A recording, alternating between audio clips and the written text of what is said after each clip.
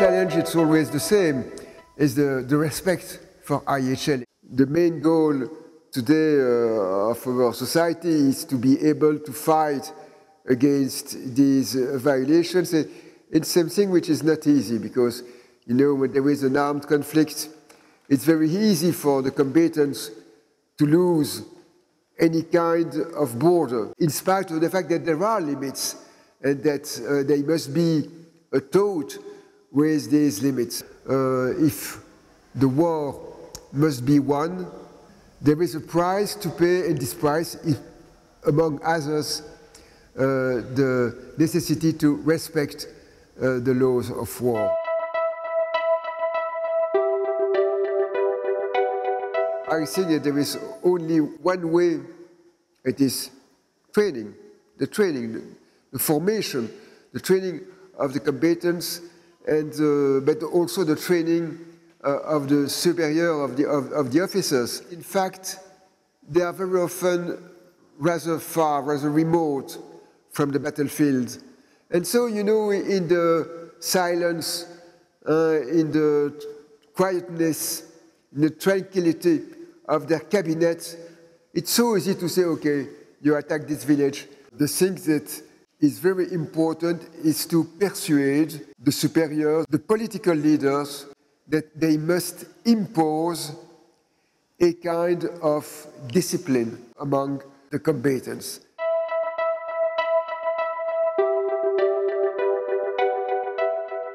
People in general, and more especially professors, are aware of the fact that human rights apply in armed conflict, even if there are some differences, of course, between human rights in time of peace and human rights in time of war.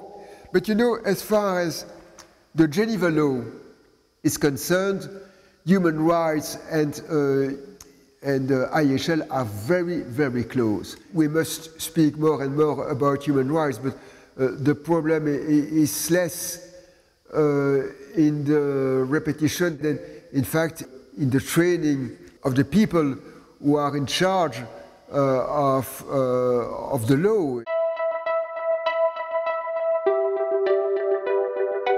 I think that a robot could perfectly be programmed in such a way that it will not attack civilian targets, or it will try to avoid incidental losses when attacking military targets. In my view, IHL, as it is today, is perfect in order to apply to automatic war, to robotization of the war, the drones, and these kind of things. But it's a question of programmation. If the program is bad, well, there will be a responsible for that. The men who made the program, the people who approved this program, they can be considered as liable, as responsible for the damages which would be committed towards non-combatants.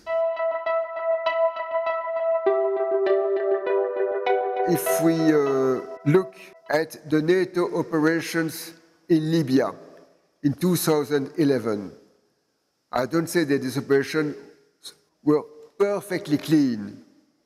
But if you compare the situation in 2011 against national military forces in Libya, if you compare the situation with the bombings of Serbia in March 1999 in the Kosovo affair, in the Kosovo case, you observe that there were much less incidental casualties in 2011 than in 1999. And there is a progress.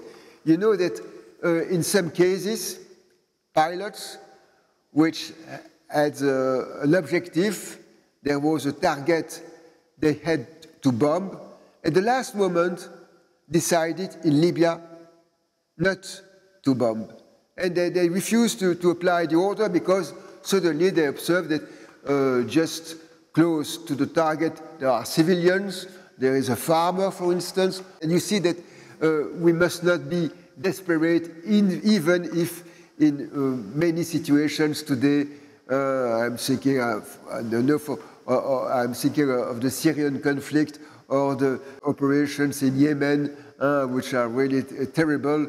That's really desperate when you see that. But however, you see that there are some progress, and so I remain, maybe stupidly, but I remain optimistic.